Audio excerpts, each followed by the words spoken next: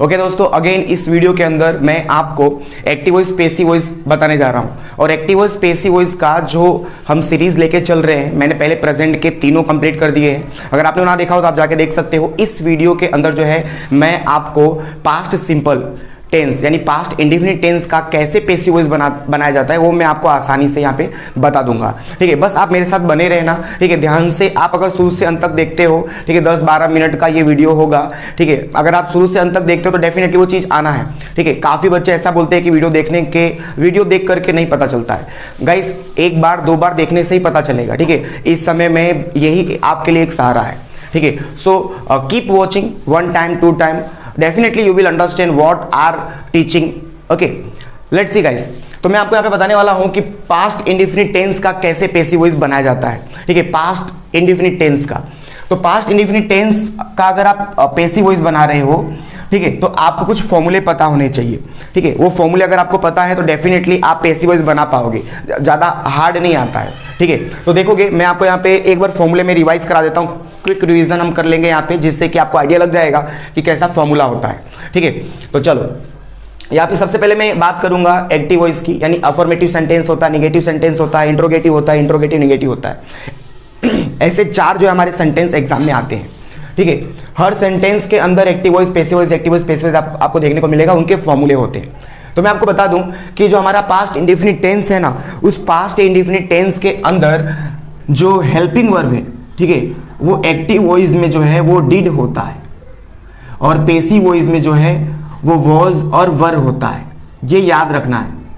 ठीक है, याद क्या रखना है कि जब भी आप एक्टिव वॉइस बनाओगे ना, जब भी आप एक्टिव वॉइस बनाते हो तो डिड, वहां पे हमें हेल्पिंग वर्ब यूज करना है। लेकिन जब आप पैसिव वॉइस बनाओगे तो वहां पे हमें हेल्पिंग वर्ब क्या यूज करना है, वॉज वर यूज करना है। ठीक है, लेकिन डिड जो है ना, उसकी एक कंडीशन है, डिड कभी भी अफर्मेटिव सेंटेंस में नहीं आता। ठीक है, तो हमारे सेंटेंस कितने होंगे? 4 होंगे। ठीक है, 4 में से एक जगह पे डिड कभी नहीं आएगा। तो वो कौन सी जगह है? तो वो हमारा है अफर्मेटिव सेंटेंस। अफर्मेटिव सेंटेंस में डिड नहीं आएगा। देख सकते हैं आप फॉर्मूले में यहाँ पे डिड नहीं है। तो डिड नहीं होगा तो हमें कुछ ना कुछ तो वहां पे लिखना पड़ेगा जिससे हमें पता चल सके कि कौन सा टेंस है।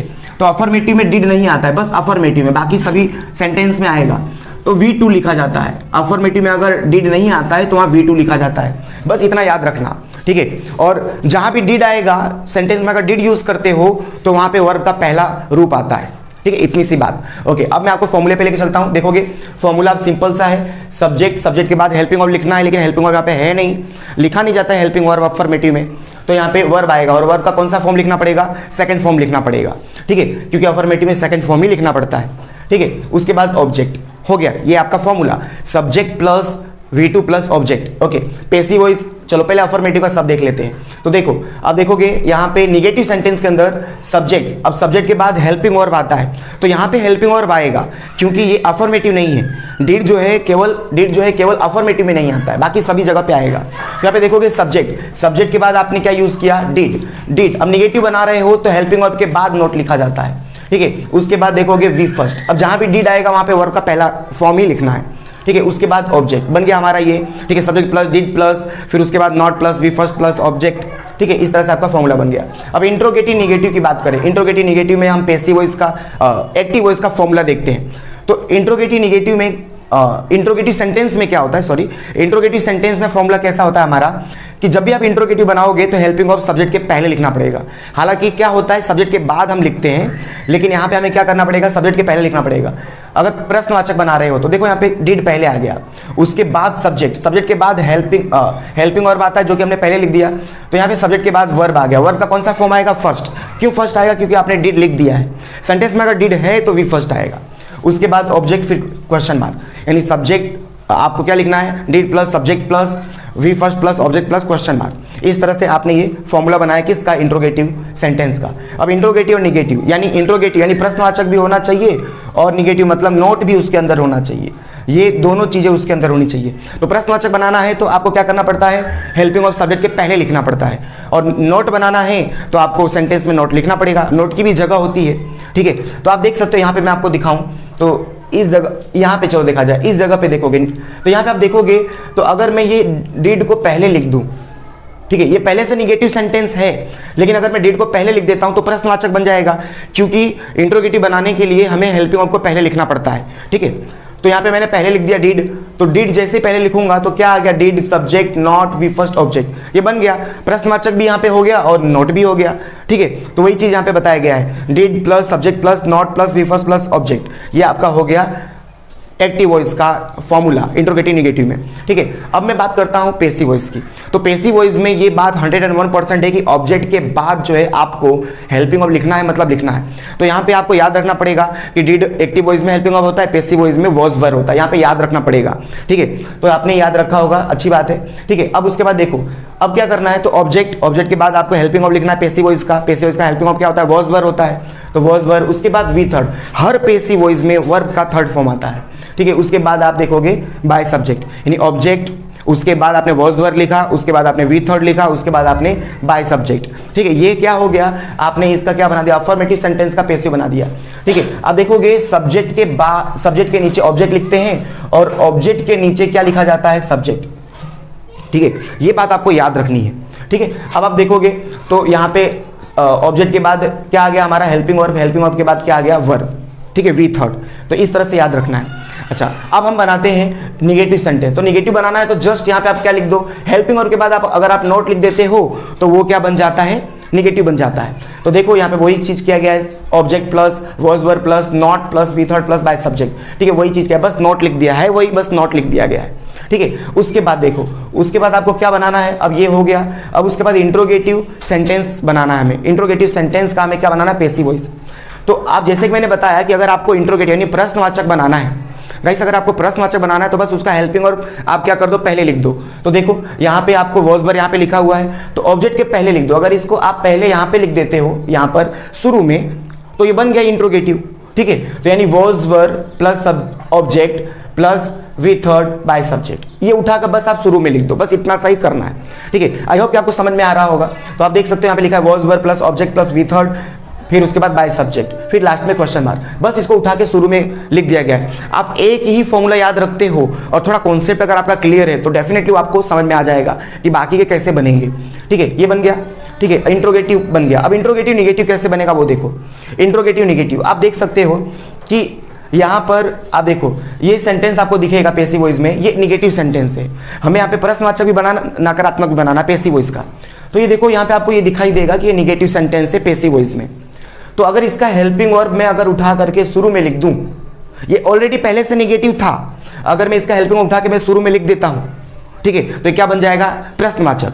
प्रश्नवाचक और नकारात्मक दोनों बन गया। हमें प्रश्न और नकारात्मक बनाना था, तो यानी was verb plus object plus not with third by subject, वही चीज यहाँ पे किया गया। देखो वॉज वर्ब शुरू में आ गया, फिर ऑब्जेक्ट, फिर उसके बाद नॉट, फिर विथ थर्ड, फिर बाय सब्जेक्ट, ठीक है। आई होप कि ये फॉर्मूला आपको पता चला हो। अगर आपको थोड़ा कहीं दिक्कत पड़ रहा हो, समझ में ना आ रहा हो, तो एक बार फिर देखो, डेफिनेटली वो चीज़ आ जाएगा, ठीक है। एक बार में कुछ नहीं आ जाता है, बार बार अभ्यास करना ही पड़ता है, ठीक है। तो चलो एक बार इसे आप देख लेना, अगर आपको पता ना चला हो, अगर आता है तो अच्छी बात है, आपको मैं सवाल पे लेके चलता हूँ, ठीक है। आगे देखना, लेट्स सी गाइस, मेरे पास यहाँ पे 4 सेंटेंस मैंने लिखे हैं। इन्हीं फॉर्मूले के 4 सेंटेंस मैंने यहाँ पे लिखे जिससे कि आप आसानी से इसे समझ सको, ठीक है। तो आप देखोगे कि यहाँ पे अब मैं एक सेंटेंस मैंने लिखा है। तो जब भी आप पैसिव वॉइस बनाते हो ना, तो आपको याद रखना क्या है कि जब भी पैसिव वॉइस बनाओगे तो टेंस पहचानना है, ठीक है। तो टेंस पहचानने के लिए मैंने पहले भी बताया हुआ है कि जब भी अगर आपको टेंस पहचानना है तो दो तरीके से हम पहचानते हैं। एक तो हेल्पिंग वर्ब देख करके और एक क्या, वर्ब देख करके। ये 2 चीजें देख करके आप टेंस पहचान सकते हो। टेंस पहचानना बहुत जरूरी है, तभी आप पैसिव वॉइस बना पाओगे, ठीक है। क्योंकि पहचान लेने से ये पता चल जाता है कि पैसिव वॉइस में हेल्पिंग वर्ब क्या लिखना है, ये पता चल जाता है। चलो तो आप देखोगे, मैं आपको यहाँ पे लेके चलूँ, तो टेंस पहले पहचाना जाए। तो आप देखोगे सेंटेंस अगर ध्यान से देखोगे तो आपको कहीं भी हेल्पिंग वर्ब नहीं दिखेगा। मतलब अब वर्ब देख करके हमें पता करना पड़ेगा कौन सा टेंस है। तो वर्ब आप देखोगे तो यहाँ पे सॉ लिखा हुआ है। अब यहाँ पे लिखा हुआ है I saw a monkey yesterday, I saw. तो यहाँ पे आप देखोगे, अगर आपको याद होगा तो ये सी का कौन सा फॉर्म है, सी सॉ सीन, ये सी का सेकंड फॉर्म है। और सेकंड फॉर्म हमेशा किस में आता है, पास्ट इंडिफिनिट में ही आता है। और किसी टेंस में सेकंड फॉर्म नहीं आता, ठीक है, पास्ट इंडिफिनिट में आता है। तो थोड़ा यहाँ पे आपको वर्ब फॉर्म याद होना चाहिए। अगर वर्ब फॉर्म याद है तो डेफिनेटली आप इजिली जो है उसको आइडेंटिफाई कर पाओगे। तो ये सेकंड फॉर्म है, जिससे ये पता चल जाता है कि ये कौन सा टेंस है, पास्ट इंडिफिनिट है। चलो टेंस पता चल गया, तो टेंस जैसे ही पता चलेगा तो आपको माइंड में क्या ले लेना है कि एक्टिव वॉइस में डिड आता है, पैसिव वॉइस में वॉज वर आता है। ऐसे आप माइंड में ले लो कि एक्टिव वॉइस में डिड आएगा और पैसिव वॉइस में वॉज वर आएगा। ठीक है, अब उसके बाद जैसे ही आपने ये पता कर लिया कि पैसिव वॉइस में हेल्पिंग वर्ब क्या यूज होता है, अब आपको क्या करना है कि 3 चीजें पहचाननी है। जो शुरू में है वो सब्जेक्ट होता है, फिर ये आपका तो वर्ब है, हेल्प सब्जेक्ट के बाद हेल्पिंग वर्ब आता है लेकिन नहीं है, तो उसके बाद वर्ब ही होगा, तो यहाँ पे वर्ब है। वर्ब के तुरंत बाद क्या आता है, ऑब्जेक्ट, तो ये आपका ऑब्जेक्ट है। ठीक है, तो इस तरह से आपको टेंस पहचानने के बाद ये 3 चीजें पहचाननी है, सब्जेक्ट पहचानना है, वर्ब पहचानना है और ऑब्जेक्ट पहचानना है। ओके, तो अब क्या करना है, तो ध्यान से देखते हैं ना, मैं एक एक वर्ड जो है ना मैं यहाँ पे चेंज करके मैं आपको दिखाता हूँ, एक एक वर्ड। ठीक है, आप शुरू से अंत तक देखोगे तभी आपको समझ में आएगा। आप चाहोगे कि थोड़ा सा देख लिया जाए और आ जाए तो नहीं आएगा। सो बी कंटिन्यू, साथ में बने रहना, डेफिनेटली वो चीज आएगा। चलो, तो उसके बाद देखोगे तो यहाँ पे सब्जेक्ट के नीचे हम क्या लिखते हैं, ऑब्जेक्ट। यही हमारा नियम है कि सब्जेक्ट के नीचे ऑब्जेक्ट लिखो और ऑब्जेक्ट के नीचे क्या लिखो, सब्जेक्ट। बाकी सभी चीजें वहीं पे लिख देने का। चलो, तो सब्जेक्ट के नीचे ऑब्जेक्ट लिखा जाए अ मंकी। ठीक है, अ मंकी। उसके बाद जैसे ही ऑब्जेक्ट लिखोगे ना तो हेल्पिंग वर्ब लिखना कंपलसरी है पैसिव वॉइस के अंदर। ऑब्जेक्ट के बाद जब भी पैसिव वॉइस बना रहे हैं तो ऑब्जेक्ट के बाद हेल्पिंग वर्ब लिखना कंपलसरी, लिखना है मतलब लिखना है। तो फिर देखोगे यहाँ पे आपको हेल्पिंग वर्ब क्या दिखाई दे रहा है, वॉज वर्ब में से कोई एक आपको लिखना है। पैसिव वॉइस में वॉज वर्ब में से कोई एक, तो यहाँ पे अमंकी मतलब क्या आ जाएगा, वॉज। ये लिख दिया हमने, यानी सब्जेक्ट के बाद क्या आ गया, और सब्जेक्ट के नीचे ऑब्जेक्ट आ गया। ठीक है, फिर उसके बाद हेल्पिंग वर्ब लिखना था तो लिख दिया हमने। फिर वर्ब के नीचे वर्ब ही रहेगा, सब्जेक्ट के नीचे यहाँ पे सब्जेक्ट के नीचे ऑब्जेक्ट आ गया, वर्ब के नीचे वर्ब ही रहेगा लेकिन थर्ड फॉर्म में। तो ये सेकंड फॉर्म में, थर्ड फॉर्म क्या होगा इसका, सीन। ठीक है, उसके बाद अब कौन आ गया, ऑब्जेक्ट। तो ऑब्जेक्ट के नीचे कौन रहेगा, ऑब्जेक्ट ही। ऑब्जेक्ट के नीचे क्या रहेगा, सब्जेक्ट, बाय लगा करके, बाय मी। अब क्या बच गया, यस्टरडे। तो यस्टरडे का यस्टरडे ही रहता है। ठीक है, आई होप कि आपको समझ में आया होगा। A monkey was seen by me yesterday. तो इस तरह से इसको बनाना था, बहुत आसान था। ठीक है, सब्जेक्ट के नीचे ऑब्जेक्ट रखो, वर्ब के नीचे वर्ब, ऑब्जेक्ट के नीचे बाय सब्जेक्ट, बाकी सभी चीजें वहीं पे रहती है। ठीक है, अब आ जाओ इस पे, तो ये ध्यान देना। देखोगे अब टेंस पहचानना है, लिखा है mister Joshi did not like dogs. तो यहाँ पे ध्यान से अगर देखोगे तो हेल्पिंग और वर्ब से टेंस पहचाना जाता है।